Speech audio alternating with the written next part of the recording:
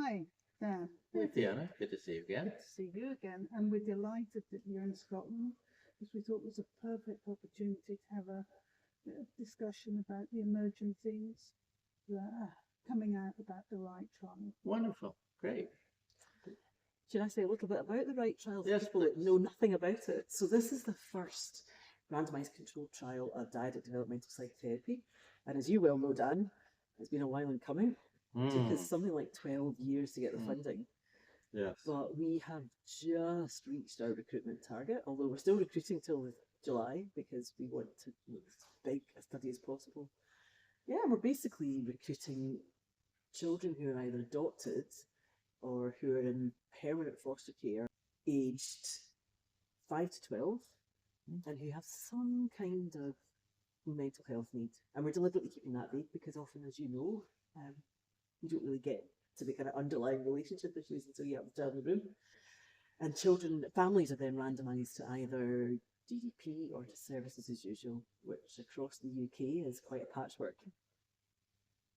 But that's the trial. We're going to follow them all up for 12 months, which is going to take us about another 20 months. So we'll have to watch this space and see what we find. Yes, with anticipation, a bit of apprehension, a bit of anxiety and excitement. Yeah. I mean, I think one of the things that's really nice about the way we set up this trial, though, is although it's a trial looking at the effectiveness and cost effectiveness of DDP, we're also shedding a light on services for these children. So, obviously it would be really lovely to be able to evidence DDP as an effective treatment because, my goodness, we need that evidence. But whatever happens, we're already finding some really quite hair-raising things about the system. I don't know if it's the same in the States, but I mean, the system in the UK for children who have, kind of early stage or even quite late stage mental health problems, who are in adoptive families or foster families is really pretty dire because it really is a postcode lottery. And I think we've talked about it like an underground map that people are put on a track for something. Subway track. Okay. Yeah. So people are putting one to go along one position, and then that's not working, but they don't get moved sideways. They have to start again. So I think every part of the country that we run the trial in, that's what families have said. And that's really, really difficult for people. Hard to navigate. Is it the same in the States? If you were an adoptive or foster family and you were worried about your child, a 9-year-old child, say, how would you navigate getting services for that child? In many ways, in the States, it might be more complex because, it's hard to speak of the states because there's 50 states and each state has its own regulations and policies and all, and it's a very big country. But it's very difficult to navigate. We also have all sorts of different funding sources, and sometimes parents have no idea, and sometimes there is no funding. It varies from community to community. So it can be very, very difficult. And yet these are the kids like here who are at high risk for mental illness, high risk. And it makes me sometimes try not to get angry about it because, we're people. But these kids enter foster care. What does that mean? It means they're now in the care of the state. And it means we as citizens of the state are accepting responsibility for their care. And then we don't give them the care they need in order to reduce their risk of mental illness. And I get very frustrated over that. So whatever problems you have here in Scotland, in general, I would say they're at least as bad in the States.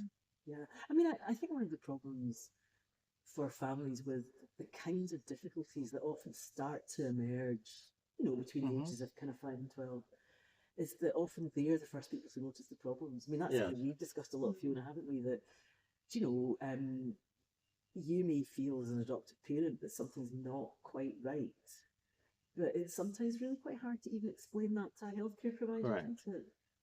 And the adoptive parent may be anxious to explain it because they're afraid they're going to be blamed for it. Yeah. They may have been told once he comes in, once he's adopted, whatever problems he has will be resolved because he needs adoption. Then it's not being resolved. Then it's getting worse, as you say, as he gets older. Other symptoms may start to emerge. And the adoptive parent often has no confidence and starts to feel this might be my fault. If I ask for help, they may blame me. And the terrible thing Difficult is, situation. sometimes that's what And happens. sometimes it happens. Well, I mean, I think in our society as a whole, Mm. and again, I don't know if that's the same in the States, but certainly in the UK, we're pretty good at blaming parents. And often it's virtually never the parent's fault. The parent usually can be engaged to help if we're compassionate. Correct. I agree. That is very infuriating and sad and frustrating. The parents are the easiest people to blame. Yeah. You're less likely to blame your colleague in the next desk, or a psychologist, or a teacher, a professional. Oh, I'm not likely to blame them as much as I will the parent. Plus, the child often has the most severe problems with the parent because these kids don't trust parents. So they go after the parent. In fact, they are worse with the parent than with the teacher because parents are scarier because parents, they were probably abused or neglected by a parent early on. Well, now they have to rely on this parent. They don't know how to do it. And also parents have to set rules and expectations and have appropriate discipline. And the kids misinterpret that as abusive. And then I also notice that often when the attachment really starts to form, that's really frightening for the child because they don't know what to do with that. And sometimes what is just ordinary attachment behaviour, a child's been putting a kind of pressure cooker lid on themselves in school, and they meet the parent, and of course they kick the cat, which is always mum. Correct. And that's It's just always normal mum. attachment behaviour. Yes. Everyone's ready to blame. Right. They don't see deeper into it. Why is the child doing this? It's not because the mom is neglecting the kid. It's because the mom is doing the opposite and scaring the kid so much because he's desperate for that from a mom, but he's also terrified of it. And part of the terror is she's going to change her mind. Once she realizes how bad he is, she'll throw him away. Yeah, and I've seen children actually say that they're going to send me back. Right. And it's just how and I think what's so sad for me as a clinician is when you see families, parents know that there is a problem there, that they need help. Yes. And it's sometimes that's the point where it's so hard to find Right. out. So if we get through all the early hurdles and the parent finally says, I need help, and then it's not available to them, or they're blamed, and then, it goes around and around and around, and it just, and the professionals don't know how to help either. That's one of the reasons I developed DDP is because I didn't know what to do with some of these kids who had these severe mental health problems, didn't trust, didn't rely on the parents, didn't like therapists, didn't like teachers, didn't like any adult who had a position of authority and caring for them. And they don't know what to do with it. And then we all didn't quite know what to do with it. So then we have to find somebody to blame. We might blame the kid and say he was born that way and he's going to prison. If we're more enlightened, we'll blame the parent. If we're even extra enlightened, we might blame the teacher. So we'll find somebody to blame. When actually we should just be stopping blaming anyone and just willing to help. Let's just really just understand what's going on. What does this kid need? I was with one kid, and the poor mom, the adopted mom, was sitting there, and she was being very vulnerable, very open. The kid is sitting there, 10-year-old boy, and so I said, "How do you make sense of this, Mom?" She says, "Sometimes I'm worried that he doesn't love us," which was so vulnerable and so honest. I worry he doesn't love us. And then the boy looked at her and said, "You don't understand me. I don't want you to love me." Wow. Oh, That was the deeper truth. Yeah, He didn't want her to love him. But better out than in. Pardon? How can you even work with that unless you know? Yes. So to give people the space to actually confess these Be things, aware of it. support. And then be a bit vulnerable, which means I want help for this. I want to figure out how to let them love me. And mom wants to figure out, what does this mean Because if it means he doesn't love us, then what do we do? So it's, yeah, there has to be the space, as you say, to start to be aware and safely explore. And then what I often say, the kids have to learn how to be safe enough to be sad, no matter how hard their life is. And I think for those of us who are in services, you know, whether we're talking about child mental health professionals, social workers, teachers, we need to try and create those safe spaces and realise that the lives of adoptive and foster families are not easy a lot of the time. And to expect that. Right, and to expect it. That's and please don't tell them that once you adopt, he'll be fine because he's now safe and stuff will just be, all he needs is a family. Please don't say that anymore. Please. You know, because then there's barriers against seeking help, receiving help, making sense of why isn't he getting better? And I think it's quite difficult for adopted parents if they've already had to be assessed. And right. They see it then that they've got to that stage, that then when they do have difficulties, unless people are open to them, they find it really hard to go back. Yes. And ask for support. Right. Especially when they, you know, the social workers sometimes get a bit nervy because they think, oh, there must be something. I did that assessment, everything seemed all right. Yes. And so they must be doing something wrong, is the feeling that the parents are getting.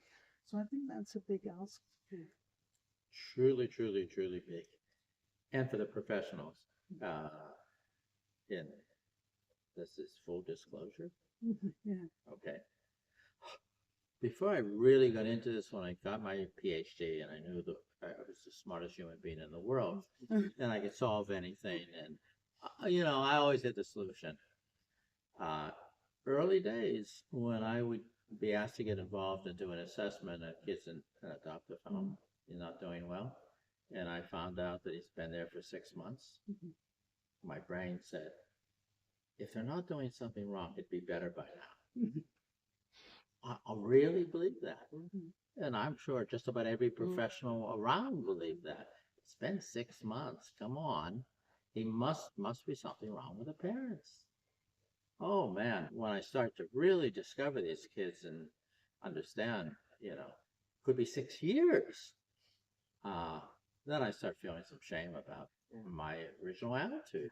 I felt the same way, full disclosure. I dread to think. I really hope that it didn't ever cross my face, because I think every child mental health professional has thought at some point, you know, I took my child home, you know, and right. It was when Fiona and I worked in a study a number of years ago.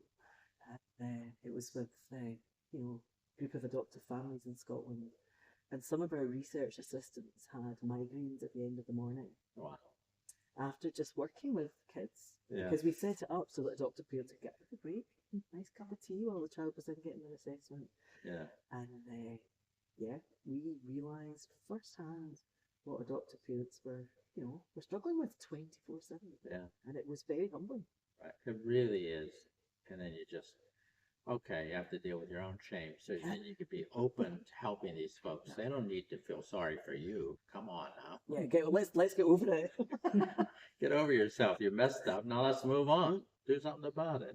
I wonder if that's one of the reasons why our systems are so incoherent, because I think it's hard for professionals to realise that sometimes it's hard to help. Yes. You know, I wonder if that's got something to do with it. But we have a colleague, Sharon Graham, now she's a wonderful expert by experience who works in our team, and she actually had her son was adopted in the context of her having addictions. And she said this in video, so I'm not breaking any confidences. She's now back in touch with her son. She's doing really well. But she really believes, she uses the term, we should be having a hug around the family. You know, social work, health, everyone, grandparents, everyone should be just having a hug around the family. Right. I feel as if we could keep that idea central to everything we do, we could really make some difference. Yes. Right. And there's always going to be two families at least, isn't it? You know, children they want to know their history. Even with social media and so on, that's all changed now. Children could be contact or make contact with people Mhm. from the past. Some are really healthy, but there's not really the services around where you can get the help you might need at that time, because things move. In the past when people were booking either birth parents or adopted children and young adults, there was a process to it. You went to a third party, it was written and so on, but that's all blown out of the water Right. now, isn't it? For sure. People can Really. just get They in can just contact get on and Facebook. chat. In all sorts of ways. No, and I think that's one of the really hard things for adopted foster families, that it's so easy to think this must be something to do with the adoption, but any family's going to have struggles. Any family's going to have Right. difficult times. Right. You're likely to have even more difficult times with adoption and foster Right. families, because the children have often been hurt in the past. Correct. But no parent gets kind of assessed as being a parent and is expected never to have any problems, and yet Correct. somehow we expect that of adoption. Right. It's kind of crazy, really, isn't it? I mean, that's one of the reasons why in the right trial, we've included permanent foster families only, or adopted families, because it needs to be that forever family, and Yeah. the child needs to know that. It's a commitment here. Yeah, because one of the things I've noticed clinically often is that once you do actually start opening, that can of worms of the past, things do sometimes get worse before they get better. It's hard, isn't it? It's not an easy It road. really is. They do.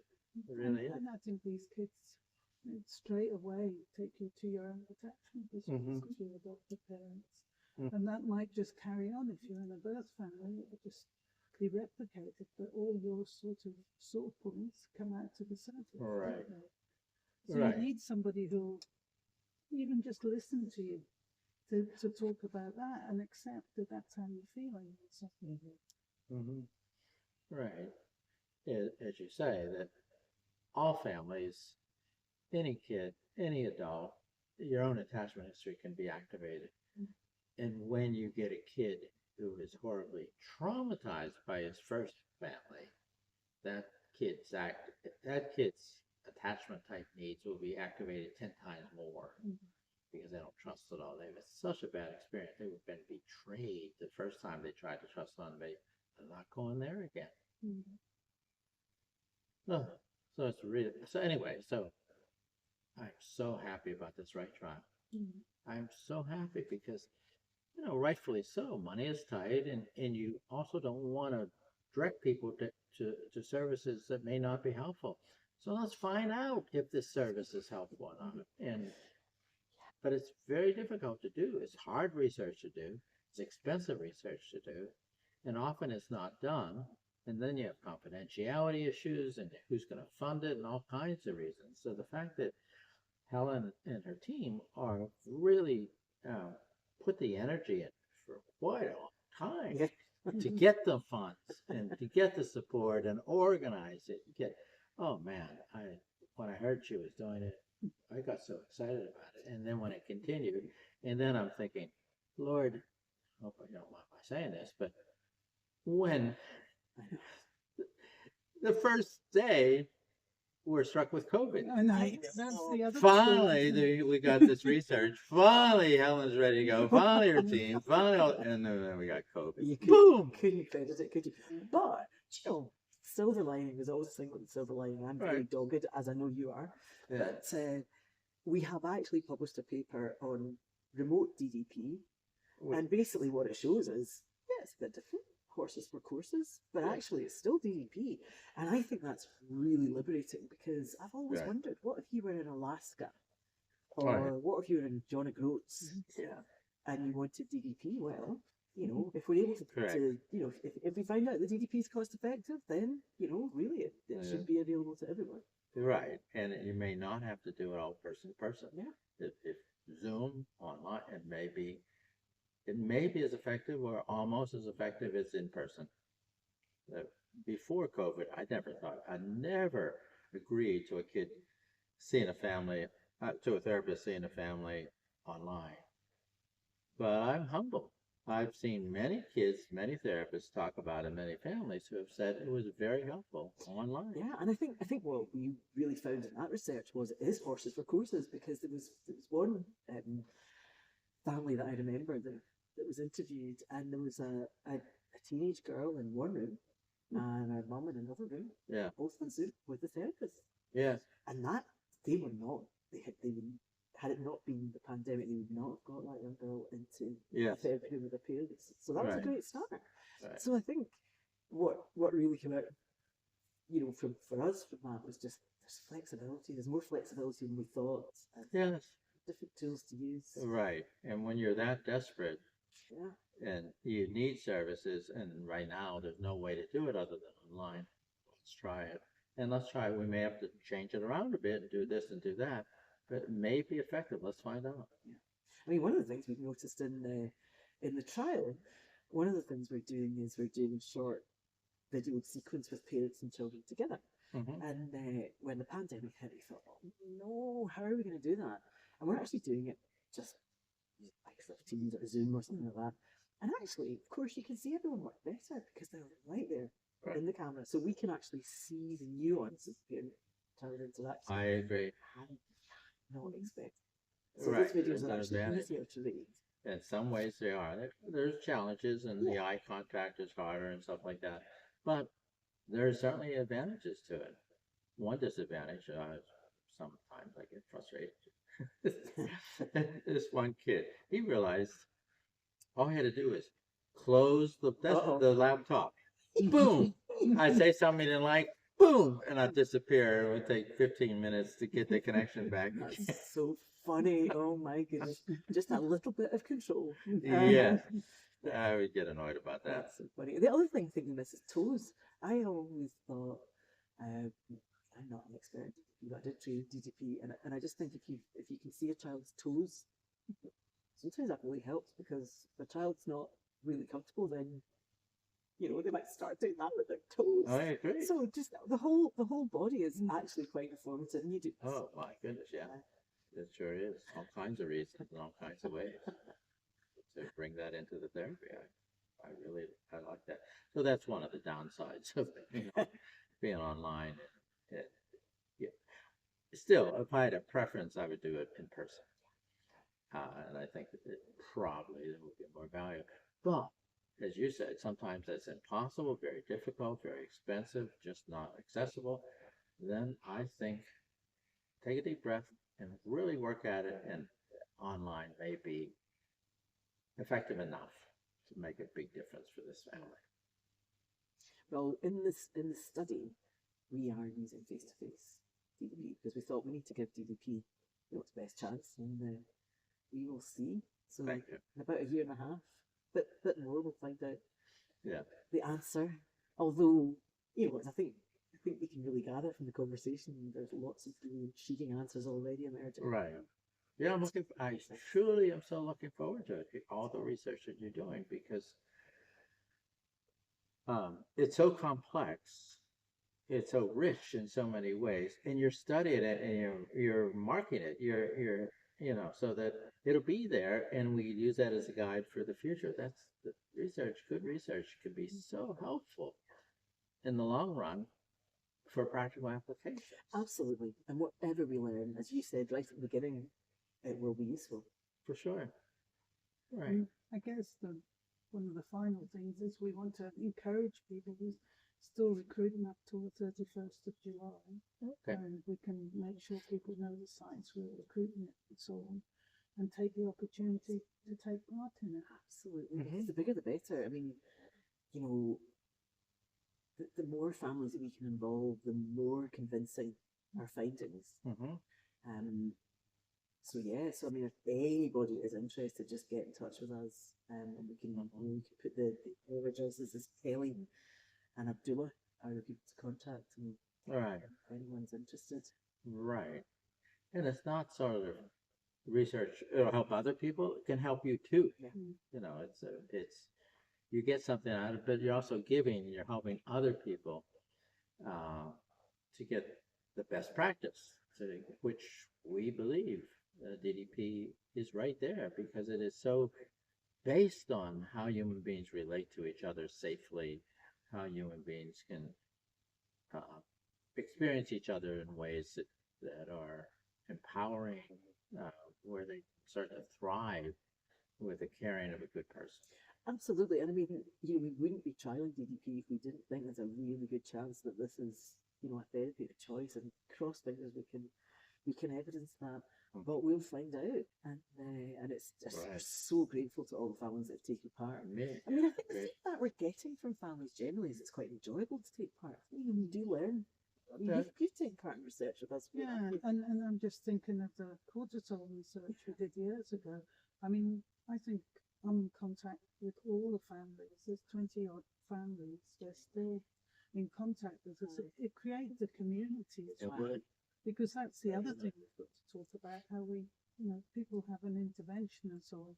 There is a way of being PDP, and you need to be kept up to speed, and you need people to support you, the doctors, parents, and others, because it's challenging. But even just, I think even just being part of a study, Yeah, you can become part of a kind of study family. Yeah. I'm sure we'll be looking for funding in future to come back to the families and find out how everybody's doing. Mm-hmm.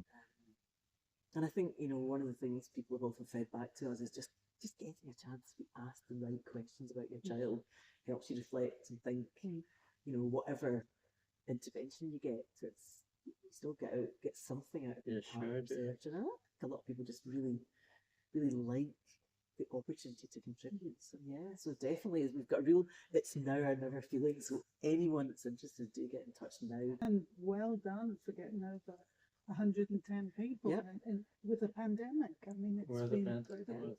Yeah. Mm. 100% agree. Yeah. And I go to sleep being grateful every night, because we really need this research.